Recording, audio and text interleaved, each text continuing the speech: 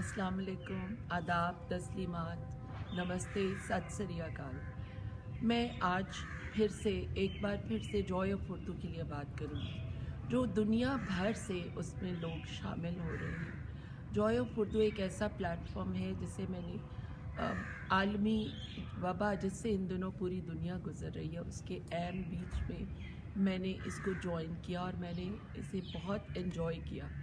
सबसे पहले मैं थोड़ी सी बात करूंगी उस उदासी, उस तन्हाई की जिसका आज दुनिया का हर शख्स शिकार हो रहा है। एक आलमगीर वबा से पूरी दुनिया मुतासर हो रही है और उससे गुज़र रही है, जिसकी वजह से हम तन्हाई और उदासी का शिकार हो गए हैं। खुदा करे कि ये जल्द अज जल्द ये वबा ख़त्म हो जाए, दुनिया की रौनकें फिर से लौट आएँ, लोग फिर से गले मिलने लगे, फिर से मुसाफिर होने लगे इंशाअल्लाह।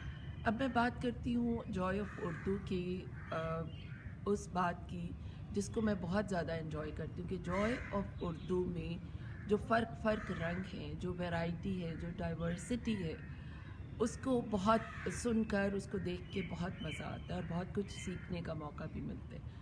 मुख्तलिफ़ किस्म की शायरी सुनने को मिलती है, बच्चों की दिलकश आवाज़ों में नज़में सुनकर दिल बाग बाग हो जाता है।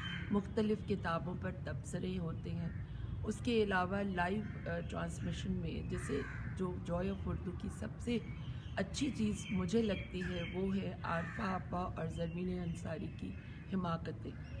मैं उसको बहुत भरपूर एंजॉय करती हूँ। ज़रमीन जिस तरह मासूमियत के साथ मुस्कुराते हुए उर्दू पढ़ती हैं और सवालात पूछती हैं, और आरफा आपा जिस मुशफ़क़ लहजे में उसका जवाब देती हैं, बिलाशुबा वो एक हम सब के लिए एक उस्ताद की हैसियत रखती हैं। तो जॉय ऑफ उर्दू ने इतने कम अरसे में, यूँ तो जॉय ऑफ उर्दू को 7 बरस हो गए काम करते हुए, लेकिन इस एक साल में जो पॉपुलैरिटी जॉय ऑफ उर्दू ने हासिल की है, ये बड़ी खूब बात है।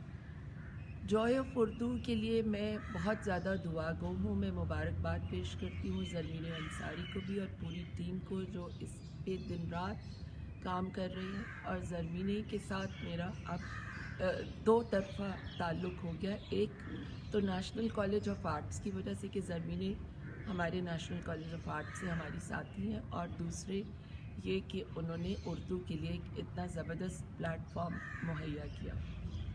खुदा करे कि ये सिलसिला उर्दू का यूं ही जारी रहे, क्योंकि हम उर्दू से हैं, उर्दू हमसे नहीं।